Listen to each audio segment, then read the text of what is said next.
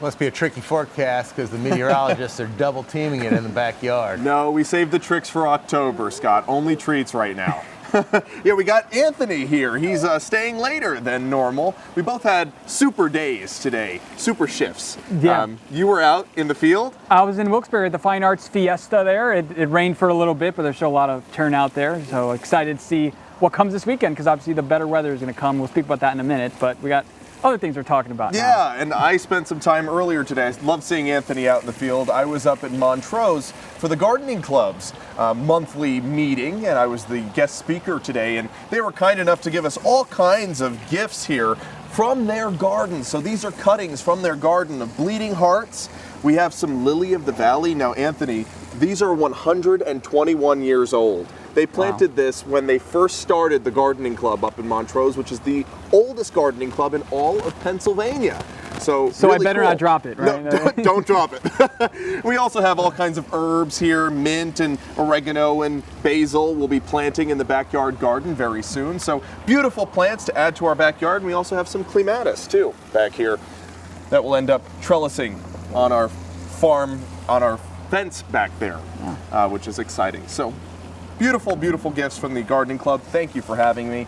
It was interesting talking about our garden here at WNEP and my long history of gardening. I've been gardening since I was 8 years old, so it's great to continue it here and at I'm my new, workplace. so he's going to teach me a lot. Anthony will have a green thumb after I'm done with him. Hopefully, yeah. Speaking of green, Anthony, we got that on the radar. Here's a current view of our satellite and radar, and yes, we have those sprinkles, and they've been coming in from the north and west, continuing to bring isolated to scattered showers, mostly light in nature.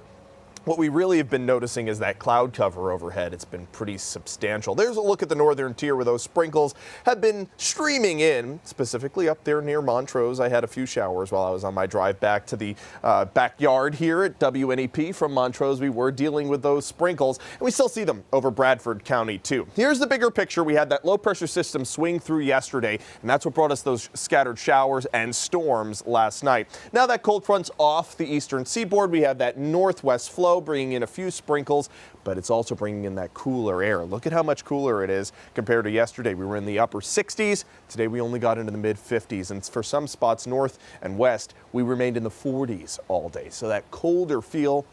One good thing is that this is going to be the coolest day now for the next 7, if not 14. So a good warm up to expect over the next few days. Pretty much a long stretch, really. Temperatures in the 30s on the mountain outside of Mansfield. We're in the upper 40s for Wysox and New Milford.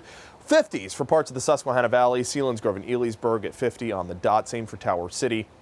And we're in the 40s here in Scranton. There's a live view of downtown Scranton. Notice that thick cloud cover. But if you look along the horizon, there is a bit of a break in those clouds further south. 49 is the current temperature with northwest winds of 8. And here's your dog walking forecast. It looks like a good night to walk the pup, but you'll need the extra jacket with temperatures in the 40s for the rest of the night. This is Major Anthony Nelson, and for any of you who have watched I Dream of Jeannie, you know who that is. Thank you, Kim, for sending in your puppet. First, I thought he had a cigar in his mouth, but it's just a dog treat.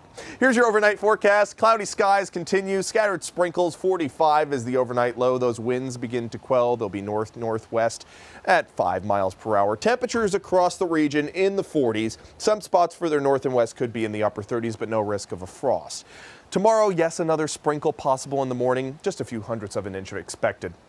Maybe 1 or 2 hundredths of an inch. Headed into your overnight tonight, clouds remain, a few scattered sprinkles. Tomorrow morning, we continue to stream in the cloud cover from the north and west. But look what happens into the afternoon hours. We start to see some breaks in those clouds, especially further west. And into the afternoon, I'd call it more clouds than sun, but we still do get some breaks of sunshine, and temperatures will be a lot warmer than they were today.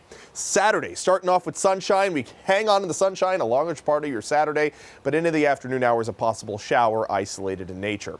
Here's your weekend forecast, taking a look at both of those 2 days. Temperatures in the 70s for Saturday. We're in the 80s by Sunday. A few isolated showers later on Saturday and earlier on Sunday, but overall, I think both days look really great.